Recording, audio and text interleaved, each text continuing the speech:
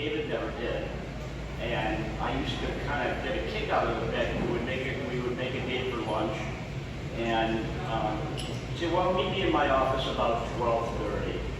Dave would come rolling in about 11, I think, in the morning, 11:30, and then he'd go to lunch, and we'd be at lunch for 3 hours. I just wanted, you know, I just thought you weren't retired, but he had his system, and I know he did a lot of hard work. I just wanted to just give a brief story, and this isn't a funny story the way some of the people before me would. It's kind of a I would say a melancholy story. The last time I saw David was last fall, and David was a big fan of rock and roll instrumental groups. And there was a group playing down at the House of Guitars called the Rock and Rebels. They were from Buffalo. They had one big hit in the 60s called Wild Weekend. And I called them up and I said, hey, why don't we go down and see this group of rock and roll? And so we met for dinner. We went out and got a bite to eat. Went to see the Rock and Rebels. He wanted to leave about halfway through, and I came home and remarked to my wife that I thought David looked a little tired. And he called me right before Thanksgiving that year, and he said, just want to let you know that I'm going and get some heart surgery, but not to worry. I plan on being back to work in 2 weeks. Little did I know that would be the last time I would see him, and when I got the news about his passing, I was devastated. He was just such a great friend. I've heard the rest of you talk about what a great friend he was. I can tell the same stories. He was there for you no matter what. He was there for me anytime I ever needed him. We were good friends. We had epic lunches, and I miss him every day. And as you all do. So no, I'll never have another friend like him. And thank you, everyone. Two Yankee fans, two die-hard Yankee fans in the house wearing Red Sox hats right now. That is amazing. I'm not sure anyone aside from David DeLuca could make that happen, so that is absolutely amazing. So I want to introduce Danny Guilfoyle, the Foyle. As many of you know him, he and Dad have been friends for a long time, and you've heard Foyle's love of music and memorabilia collections. This guy started it all. He's a multi-talented man with a perfect pitch, and sings bass like a pro. He's also a great baseball/softball player, accomplished DJ. He and Dad shared a love of music and a love of the finer points of Doo-Wop. And we're in a band together, and just a wonderful man. Thank you so much for speaking. Danny Guilfoyle. Wow, what an intro.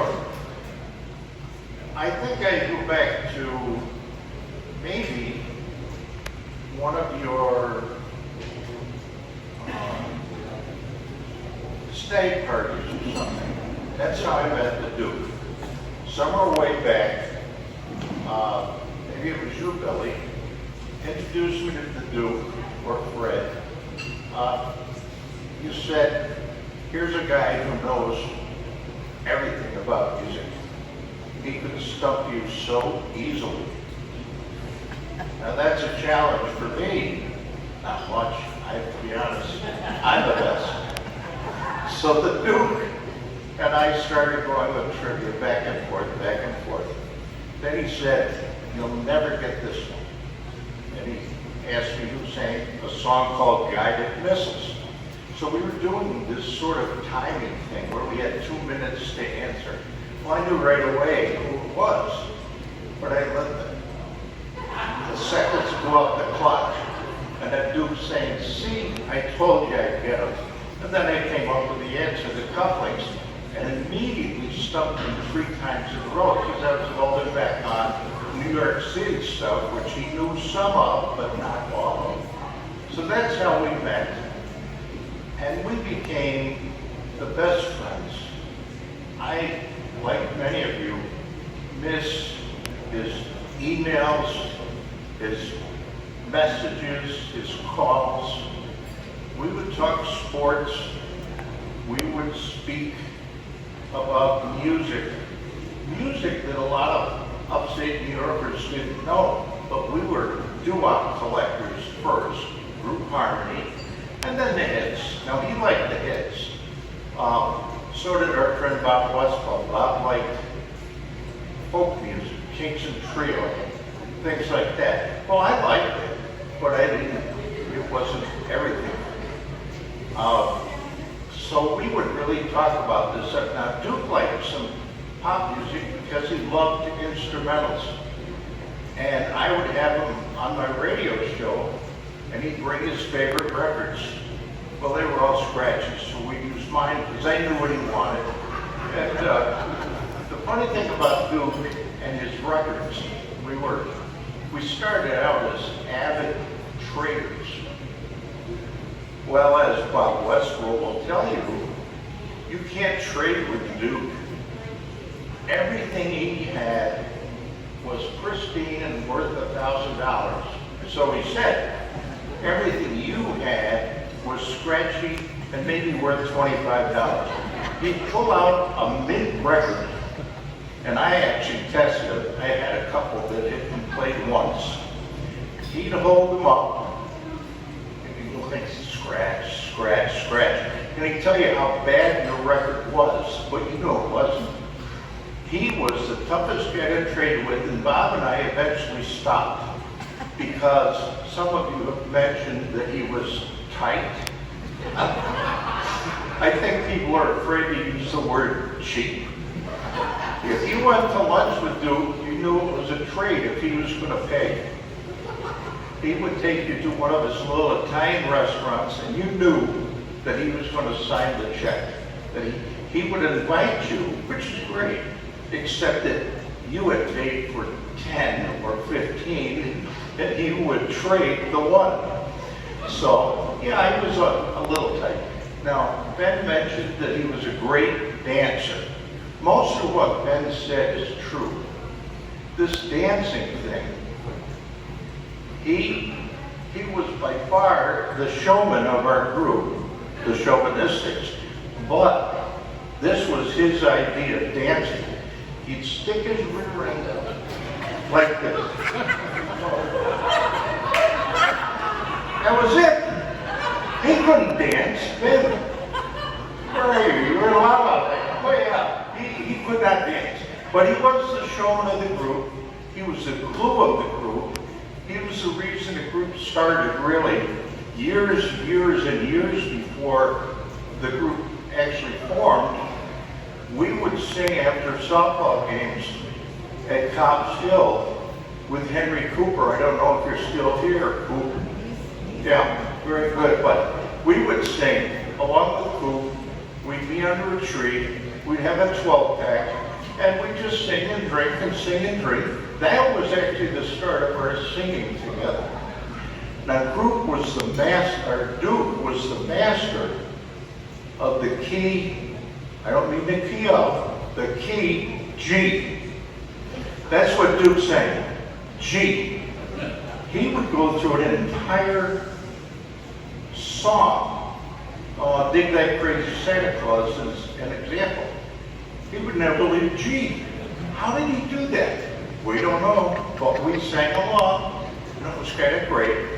He kept the group together. There were times when we thought maybe we were going to break up, but he found a way to keep us together. And he and I, when we started the group, for real, had some tryouts. And he thought this one guy was great that came. The guy sang Beep, Beep by the Playmates. Now, I don't know if any of you remember that song. It's kind of a novelty song. It's not anything that I would ever say, hey, that guy was great on Beep, Beep. right? So I voted it down. But we did get a couple of guys who really knew about music because they were barber shoppers. Unfortunately, they didn't know about life, but they knew about music, I guess. And we formed this group, and I think we were together 35 years. I mean, that's absolutely amazing. We made CDs. We had hits down in the Carolinas on the beach music cafes. Whoever thought that would happen? And we got to open for anybody you can think of. I mean, we opened shows at the Festival 10, one after another we had these shows. And, you know, we weren't that great, but somehow we put it over. This is how good we were. We were singing on a New Year's Eve, and our wives were watching. And while we sang, they drank. And drank some more. So we finally finished our last set, and the wives said, collectively, we can do that. We're going to be better than you. And they formed a group. And so, matter of fact, 2 or 3 of them are here tonight. You know, Bart Stoner, my wife Carol, and Susan. And they were great. But I hate to tell you, you had no personality. You think I'm kidding? It was very tough. They were very stiff on stage, but what music they put out, where we were just bullshitters, and we were up there singing our hearts out as best we could, but they were so much better than we were, and yet we ended up doing a lot of stuff. Now sports, that was easy.